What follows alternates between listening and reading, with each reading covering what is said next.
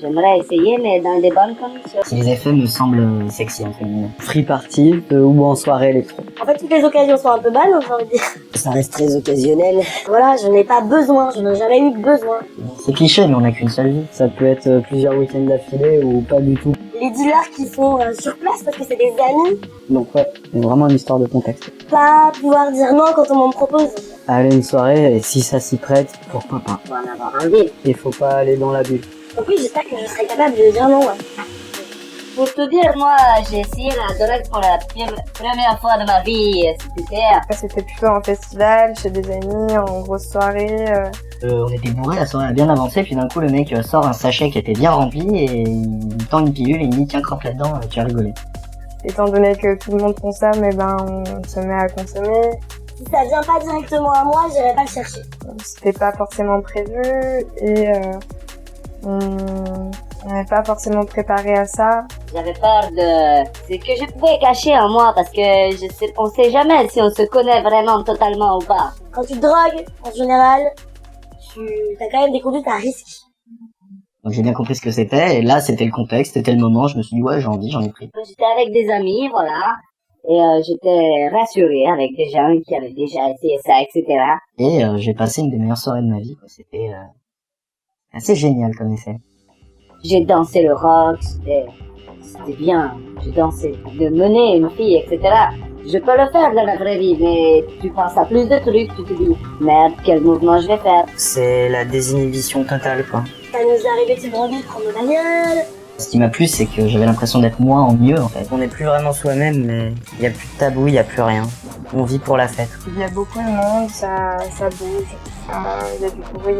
J'aimais tout le monde, j'étais dans un état de béatitude qui était incroyable. Le regard des autres, par exemple, on n'en a plus rien à foutre. Il n'y a pas forcément des gens autour de soi qui sont attentifs. Je kiffais tout ce qui m'entourait, tous les gens à qui je parlais, je pouvais leur parler de n'importe quoi, j'avais l'impression qu'ils me trouvaient intéressant et... Ça la raconte plus facile, tu peux aller coucher avec des bonhommes, et du coup t'en as rien à foutre de te protéger, pas te protéger. En fait, tu t'en fous, tu fais danser, et tu te dis, pas de soucis. Bon, comme j'ai dit, je suis pas coincé ou quoi, donc je suis pas toujours à me dire qu'est-ce que les autres pensent de moi, si, ça, machin. Donc, pour le coup, quand on a pris un truc, c'est encore un stade au-dessus, on en a vraiment plus rien à branler, quoi. On vit pour soi. Et eux, ils me parlaient de n'importe quoi, je buvais leurs paroles et... C'est ok, c'est cool, ça désinhibe, ok, t'es le maître du monde, mais en fait, à côté de ça, tu vas prendre des risques. J'étais tout excité, tout content et j'ai vraiment passé une super soirée. Et le but, c'est pas de finir en tôle, à la morgue ou d'avoir tué un copain. Vraiment très grande confiance en moi. C'est le truc que je retiens le plus de la soirée, c'est que j'avais confiance en moi. Des jeunes qui vivent des enfêtes pour avoir plus confiance en eux. C'est joli. C'est pas une histoire de confiance, Prendre des enfêtes, oui, mais dans cette optique-là, non. mais c'est une histoire de... Ouais, c'est ça, d'avoir tous les sens vraiment ouverts et le cerveau bien réactif. Ça sert juste à rester éveillé et à tenir toute la soirée en général. Malgré de l'alcool ou de la fatigue ou quoi que ce soit. Alors peut-être que c'est une illusion, mais en tout cas, je sais que je peux être comme ça, avec ou sans drogue. C'est moi qui l'ai fait. Après la coque. Non, j'ai pris Ecstasy, puis MDMA. Imaginons une soirée techno. Je pourrais aussi bien prendre de l'AMD que du Taz, mais c'est peut-être pas la même défonce dans le sens où l'AMD, moi ça me fatigue plus. Ça met plus dans un état, peut-être pas de transe, mais de tranquillité, de je sais pas quoi.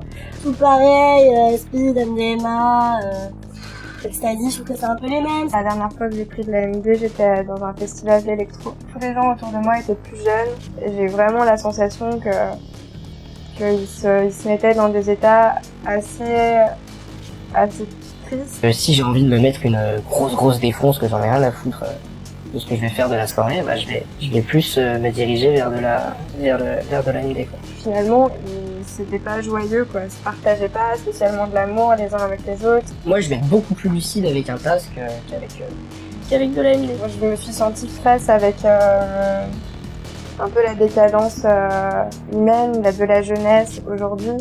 Et j'ai trouvé ça très triste. C'est super bête à dire, mais je veux dire quand je dois passer une soirée où je dois être quand même entre guillemets socialement présent, quoi, socialement lucide, bah, je vais plus me diriger vers un Taz.